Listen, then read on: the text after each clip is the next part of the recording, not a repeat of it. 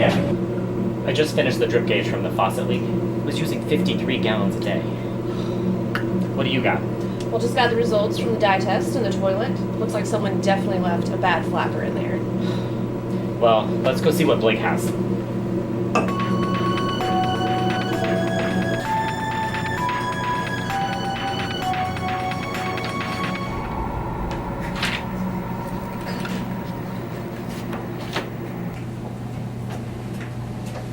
Hey, Blake. How's it going with the investigation? Just received all the photos back from the crime scenes. Brace yourself, guys. All the meters show the difference.